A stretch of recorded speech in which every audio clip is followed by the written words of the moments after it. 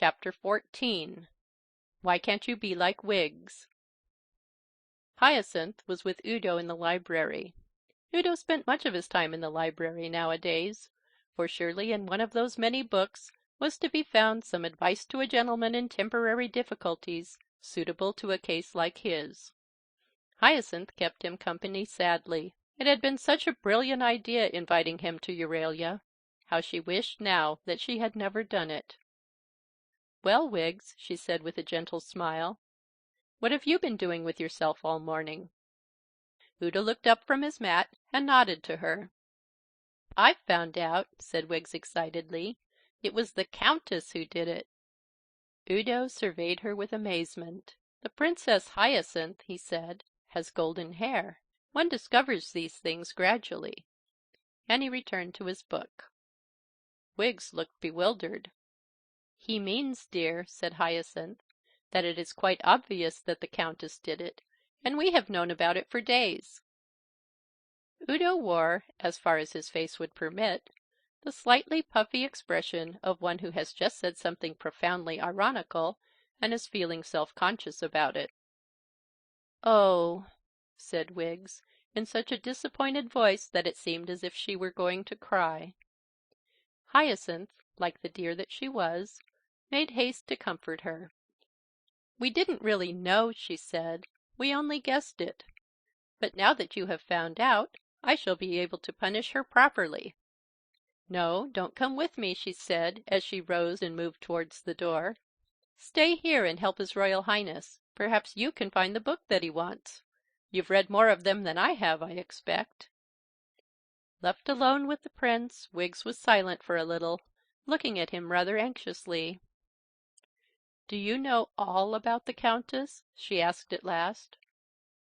"If there's anything I don't know, it must be very bad." "Then you know that it's all my fault that you are like this?" "Oh, dear Prince Udo, I am so dreadfully sorry." "What do you mean, your fault?" "Because it was my ring that did it." Udo scratched his head in a slightly puzzled but quite a nice way. "Tell me all about it from the beginning," he said. "You have found out something after all, I believe." So Wiggs told her story from the beginning. How the Fairy had given her a ring. How the Countess had taken it from her for 5 minutes and had a bad wish on it. And how Wiggs had found her out that very morning. Udo was intensely excited by the story. He trotted up and down the library, muttering to himself. He stopped in front of Wiggs as soon as she had finished. "Is the ring still going?" he asked. "I mean, can you have another wish on it?" "Yes, just one." "Then wish her to be turned into a—" He tried to think of something that would meet the case. "What about a spider?" he said thoughtfully. "But that's a bad wish," said Wiggs. "Yes, but it's her turn." "Oh, but I'm only allowed a good wish now," she added rapturously, "and I know what it's going to be." So did Udo. At least he thought he did. "Oh, you dear," he said, casting an affectionate look on her. "Yes, that's it. That I might be able to dance like a fairy."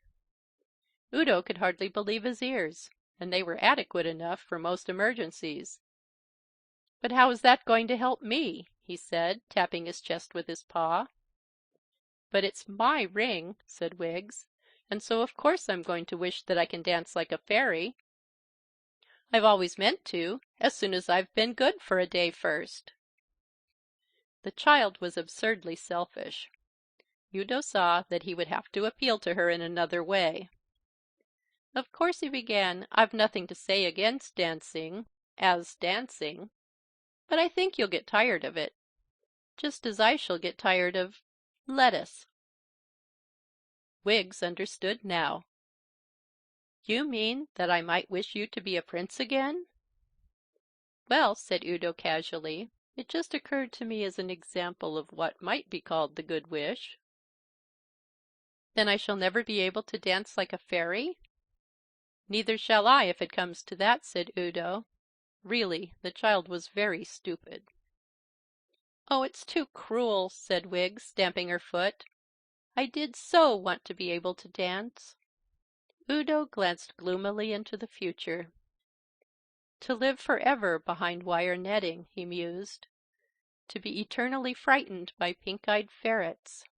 To be offered bran mash, bran mash, bran mash, whenever one visited, week after week, month after month, year after year, century after... How long do rabbits live? But Wiggs was not to be moved. "I won't give up my wish," she said passionately. Udo got onto his 4 legs with dignity. "Keep your wish," he said. "There are plenty of other ways of getting out of enchantments. I'll learn up a piece of poetry by our court poet Sacharino, and recite it backwards when the moon is new. Something like that. I can do this quite easily by myself. Keep your wish." He went slowly out. His tail, looking more like a bell rope than ever, followed him solemnly. The fluffy part that you pull was for a moment left behind. Then with a jerk it was gone, and Wiggs was left alone. "I won't give up my wish," cried Wiggs again.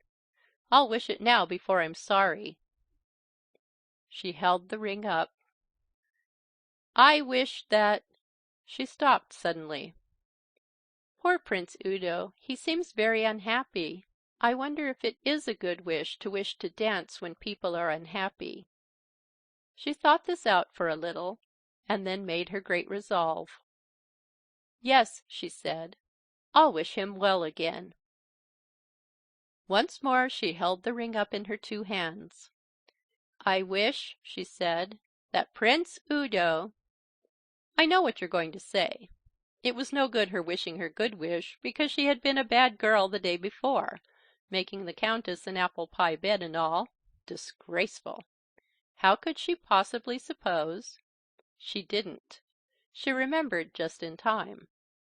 "Oh, bother," said Wiggs, standing in the middle of the room with the ring held above her head. "I've got to be good for a day first. Bother!" So the next day was Wiggs' good day. The legend of it was handed down for years afterwards in Euralia. It got into all the calendars. July 20th it was, marked with a red star.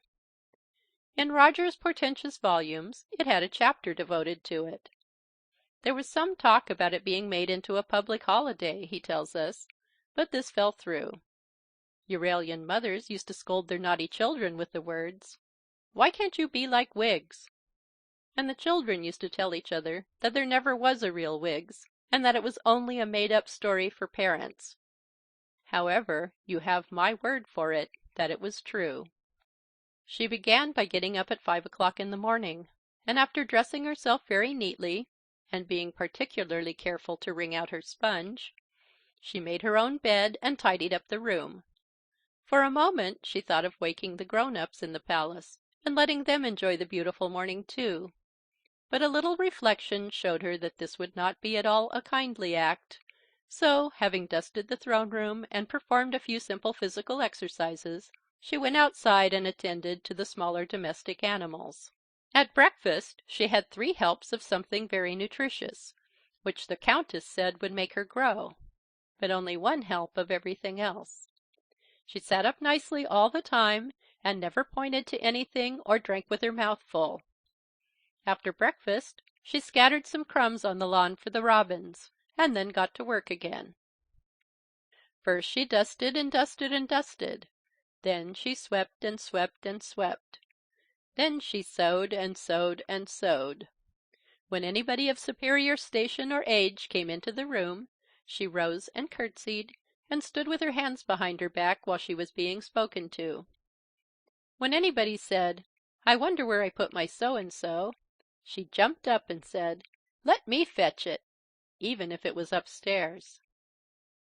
After dinner she made up a basket of provisions, and took them to the old women who lived near the castle. To some of them she sang or read aloud, and when at one cottage she was asked, "Now won't you give me a little dance?" she smiled bravely and said, "I'm afraid I don't dance very well." I think that was rather sweet of her. If I had been the fairy, I should have let her off for the rest of the day.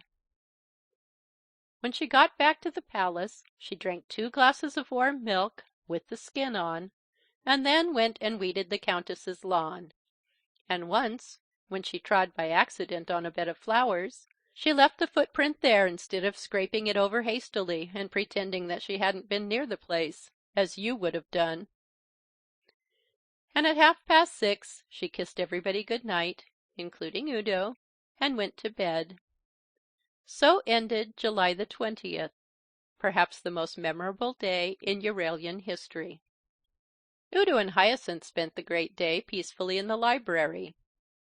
A gentleman for all his fur, Udo had not told the Princess about Wiggs' refusal to help him. Besides, a man has his dignity. To be turned into a mixture of 3 animals by a woman of 30, and to be turned back again by a girl of 10, is to be too much the plaything of the sex. It was time he did something for himself. Now then, how did that bit of Saccharinos go? Let me see. He beat time with a paw. Blood for something, something, something like that. Blood for, no, it's gone again. I know there was a bit of blood in it. I'm sure you'll get it soon, said Hyacinth. It sounds as though it's going to be just the sort of thing that's wanted. Oh, I shall get it all right. Some of the words have escaped me for the moment, that's all. Blood, blood. You must have heard of it, Princess. It's about blood for he who something. You must know the one I mean. I know I've heard of it, said the Princess, wrinkling her forehead. Only I can't quite think of it for the moment. It's about yes, that's it, said Udo. Then they both looked up at the ceiling with their heads on one side and murmured to themselves. But noon came and still they hadn't thought of it. After a simple meal they returned to the library. I think I'd better write to Coronel, said Udo, and ask him about it. I thought you said his name was Sacharino. Oh, this is not the poet. It's just a friend of mine, but he's rather good at this sort of thing. The trouble is that it takes such a long time for a letter to get there and back. At the word letter, Hyacinth started suddenly. Oh, Prince Udo, she cried, I can never forgive myself. I've just remembered the very thing. Father told me in his letter that a little couplet he once wrote was being very useful for, removing things. What sort of things? Said Udo, not too hopefully. Oh, enchantments and things. Udo was a little annoyed at the "and things," as though turning him back into a prince again was as much in the day's work as removing rust from a helmet. It goes like this, said Hyacinth. Bow, ball, bill, bowl. Woe, wall, will, wool. It sounds as though it would remove anything, she added with a smile. Udo sat up rather eagerly. I'll try, he said. Is there any particular action that goes with it? I've never heard of any. I expect you ought to say it as if you meant it. Udo sat up on his back paws, and gesticulating freely with his right paw declaimed, Bow, ball, bill, bowl. Woe, wool, will, wool. He fixed his eyes on his paws, waiting for the transformation. He waited and waited. Nothing happened. It must be all right, said Hyacinth anxiously, because I'm sure Father would know. Try saying it more like this. She repeated the lines in a voice so melting, yet withal so dignified, that the very chairs might have been expected to get up and walk out. Udo imitated her as well as he could. At about the time when Wiggs was just falling asleep, he repeated it in his 50th different voice. I'm sorry, said Hyacinth. Perhaps it isn't so good as Father thought it was. There's just one chance, said Udo. It's possible it may have to be said on an empty stomach. I'll try it tomorrow before breakfast. Upstairs Wiggs was dreaming of the dancing that she had given up forever. And what Belvane was doing, I really don't know.